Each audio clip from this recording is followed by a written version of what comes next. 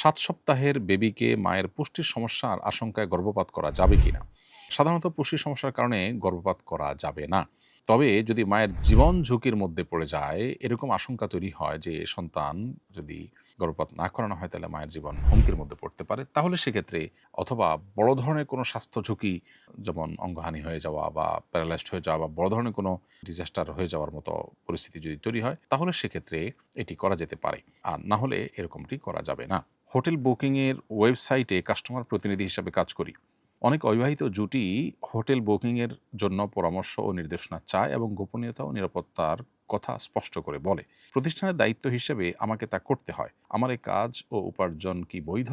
প্রিয় দর্শক, প্রথম কথা হলো যে হোটেল বুকিংয়ে কাস্টমার কেয়ার প্রতিনিধি হিসাবে কাজ করা মৌলিকভাবে জায়েজ, কিন্তু আপনার এই দায়িত্ব পালন করতে গিয়ে যদি কোনো অবৈধ, কোনো নাজায়েজ, কোনো হারাম কাজে আপনাকে অংশগ্রহণ কিংবা প্রত্যক্ষভাবে বা কোনোভাবে আপনাকে যদি মদদে জড়াতে হয়, তাহলে সেটা আপনার জন্য জায়েজ হবে না।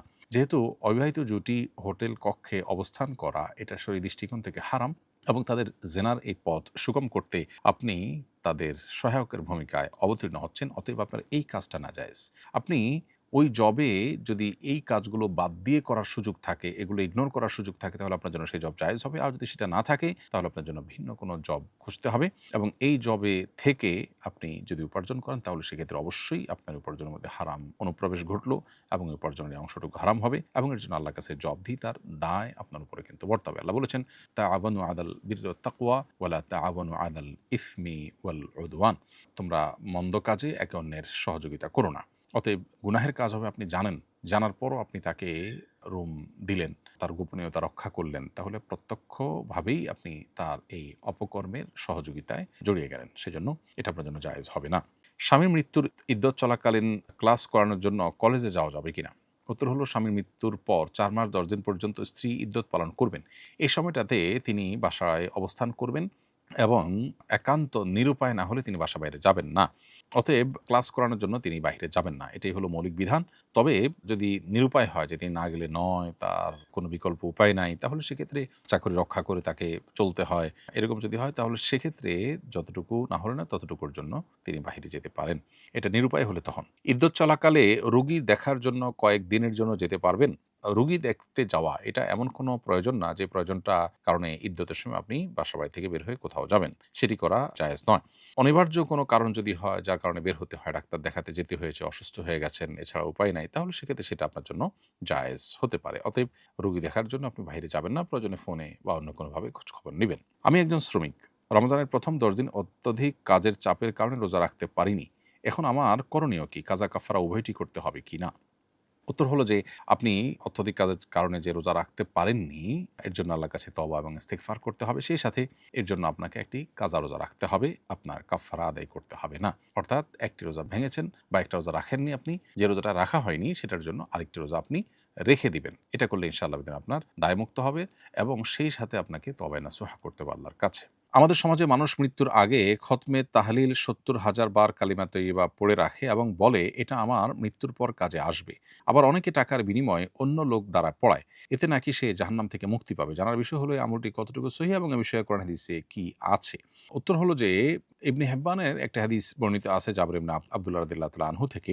সে হাদিসে তিনি বলেছেন যে নবী করিম সাল্লাল্লাহু আলাইহি ওয়াসাল্লাম তাকে বলেছেন, নাদি ফিন নাসি মান ক্বালা লা ইলাহা ইল্লাল্লাহ দাখালাল জান্নাহ। যে ব্যক্তি লা ইলাহা ইল্লাল্লাহ বলবে সে জান্নাতে প্রবেশ করবে, এটা বলো। এর মানে লা ইলাহা ইল্লাল্লাহ যে বলবে, এই বিশ্বাস যে ধারণ করবে সে জান্নাতি হবে। এখানে ৭০,০০০ বারের কোনো সংখ্যা বলার কথা আলাদা করে বলা নেই। যার ফলে আপনার ৭০,০০০ বার কালিমা পাঠ করলে জাহান্নাম থেকে মুক্তি পাবে এরকম কোনো কথা হাদিস দ্বারা সাব্যস্ত নয়। তাছাড়া এই কালিমা অন্য কাউকে পাঠ করালে, টাকা পয়সা দিয়ে পাঠ করালেন এর ফজিলত আপনি পাবেন, এমনটিও সঠিক নয়। কারণ আপনার আল্লাহ তাআলা কোরআনে কারিমে বলেছেন, ওয়ালাইসা লিল ইনসানি ইল্লা মা সা। মানুষ যা নিজের জন্য চেষ্টা করে সেটুকুই সে পায়। আরেকজন চেষ্টা করবে আর আপনি সেটা পাবেন, এমনটি করার সুযোগ নেই। অর্থাৎ দুনিয়াতে যেরকম ফান্ড বা ব্যালেন্স ট্রান্সফার করা যায়, এরকম আমল বা নেকামল সব একজনে করলেন, করে আরেকজনকে ট্রান্সফার করে দিয়ে দিলেন। এরকমটি সুযোগ কিন্তু নেই যে আমল করবেন তিনি তার সওয়াব লাভ করবেন। জামাতা কি সৎ শাশুড়ির সাথে দেখা সাক্ষাৎ করতে পারবে? উত্তর হলো না, জামাতা সৎ শাশুড়ির সাথে দেখা করতে পারবে না। আপন শাশুড়ির সাথে শুধু দেখা করতে পারবে। শ্বশুরের অন্য কোনো স্ত্রীর সাথে জামাতা দেখা করতে পারবেন না। এখানে আমি ডাক্তার, অনেক সময় ওষুধ কোম্পানি ডায়াগনস্টিক সেন্টারের পক্ষ থেকে ওষুধ কোম্পানি বা ডায়াগনস্টিক সেন্টারের পক্ষ থেকে বিভিন্ন খাবারের আয়োজন করে, যেগুলো বিভিন্ন কারণে এভয়েড করা সম্ভব হয় না। আমি কি সেখানে অংশগ্রহণ করে পরবর্তীতে সেই পরিমাণ টাকা সাদাকা করে দিলে এই খাওয়া আমার জন্য জায়েজ হবে কিনা? আমি ওষুধ বা টেস্টের ক্ষেত্রে আমার কাছে যেটা সবচেয়ে ভালো মনে হয় সেটাই আমি পরামর্শ দেই। উত্তর হলো যে, এ ধরনের অনুষ্ঠানে বিশেষ করে যেখানে অ্যাওয়ারনেস অথবা কোনো বিষয় আপনার ডাক্তারদের কাছে স্পষ্ট করা বা মতবিনিময় করার জন্য করলে, সেখানে যে আতিথেয়তা, জাস্ট খাবার দেওয়া, এটুকু তো একটা ম্যানার্সের অংশ। এটাকে বিনিময়ের মধ্যে ধরা হবে না, বিধায় এটা জায়েজ আছে এবং এটার জন্য টাকা পয়সা সাদকা করারও প্রয়োজন নেই। হ্যাঁ, তারা যদি অনেক মূল্যবান গিফট ইত্যাদি দেয়, যেটা তাদের ওষুধ লেখার জন্য একরকম উৎকোচের মতো, সেটা গ্রহণ করা জায়েজ হবে না। তালাকে বায়েন হয়েছে, নতুন করে বিবাহ বন্ধনে আবদ্ধ হতে হলে সাক্ষী হিসাবে শুধু শ্বশুরবাড়ির লোকজন থাকলেই হবে, নাকি আমার বাবার বাড়ির লোকজনও লাগবে? স্বামী স্ত্রীর মধ্যকার তালাকের মাধ্যমে যদি সম্পর্ক ছিন্ন হয়ে যায় এবং পুনরায় বিবাহের মাধ্যমে আবদ্ধ হওয়ার সুযোগ যদি থাকে, যেমন ৩ তালাক যদি না হয়ে থাকে, তাহলে সেক্ষেত্রে বিচ্ছেদের পর পুনরায় তালাকে বায়ান বলতে যে তালাকের ফলে বিচ্ছেদ হয়ে গেছে ইতোমধ্যে। ধরুন ১ তালাক দিয়ে আপনি ৩ মাস, ৪ মাস, ৬ মাস অপেক্ষা করেছেন, তাতে বিচ্ছেদ হয়ে গেছে। এছাড়া আরও বিভিন্ন পদ্ধতিতে যে বিচ্ছেদ চূড়ান্ত হয়ে যেতে পারে। বিচ্ছেদ চূড়ান্ত হওয়ার পর যদি পুনরায় তারা বিবাহ বন্ধনে আবদ্ধ করতে চান, ৩ তালাক যদি না হয়ে থাকে, তাহলে সেটা করার সুযোগ তো আছে। এখন এই বিয়েতে মূলত একজন পুরুষ এবং ২ জন মহিলা, কিংবা ২ জন পুরুষ, হয় ২ জন পুরুষ আর না হলে ১ জন পুরুষ ২ জন মহিলা সাক্ষী হিসাবে থাকতে হবে। এটা আপনার পক্ষের লোক হবে না শ্বশুরবাড়ির পক্ষের লোক হবে, এটা কোনো গুরুত্বপূর্ণ বিষয় নয়। যেকোনো পক্ষের লোক হলেই সাক্ষী হিসাবে যথেষ্ট হবে ইনশাআল্লাহ তাআলা। সাক্ষীর যে শর্ত আছে, যেমন প্রাপ্তবয়স্ক হওয়া, অন্যান্য বিষয় আছে, সেগুলো থাকলেই চলবে। মা মানসিক রোগী, এমত অবস্থায় বাবা তাকে ৩ তালাক দিয়েছেন, তালাক হয়ে যাবে কিনা? উত্তর হলো, আপনার বাবা যেহেতু মানসিক রোগী নন, আপনার বাবা যেহেতু সুস্থ, অতএব আপনার মাকে তিনি তালাক দিলে তালাক পতিত হবে। আপনার বাবা নিজে যদি মানসিক রোগী বা অসুস্থ হতেন, তাহলে সেক্ষেত্রে তার তালাক পতিত হতো না। কিন্তু তিনি যেহেতু নিজে সুস্থ মানুষ, অতএব আপনার মা মানসিক রোগী হলেও তালাক কিন্তু ঠিকই পতিত হবে। স্বামীর সাথে ১ বছর কোনো যোগাযোগ নাই, তাদের দুজনের মধ্যে কোনো ধরনের সম্পর্ক নাই। এখন স্ত্রী যদি আবার বিয়ে করতে চায়, তাহলে স্বামীকে ডিভোর্স দেওয়ার পর স্ত্রীর কি ইদ্যত পালন করতে হবে? উত্তর হলো হ্যাঁ, অবশ্যই ইদ্যত পালন করতে হবে।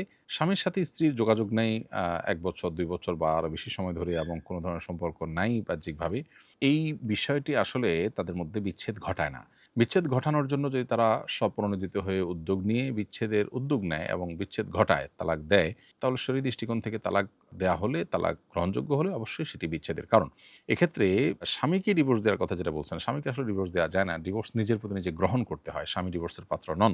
এখানে একটা সূক্ষ্ম পার্থক্য আছে। স্ত্রী যদি এই বিষয়টি বিবেচনা করে, তার যদি অর্পিত তালাকের পাওয়ার দেয়া থাকে, তার ভিত্তিতে তিনি নিজের প্রতি নিজে তালাক গ্রহণ করে থাকেন, যে শর্তগুলোর ভিত্তিতে সে তালাকের পাওয়ার দেওয়া হয়েছে, সেই শর্ত যদি পাওয়া যায়, তাহলে সেক্ষেত্রে তালাক হয়ে গেছে ধর্তব্য হবে।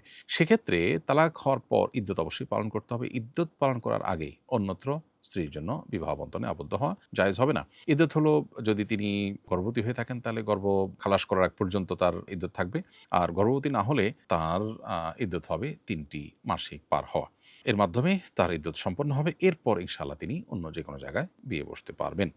আসুন্নাহ ফাউন্ডেশন, উম্মার স্বার্থে সুন্নাহর সাথে।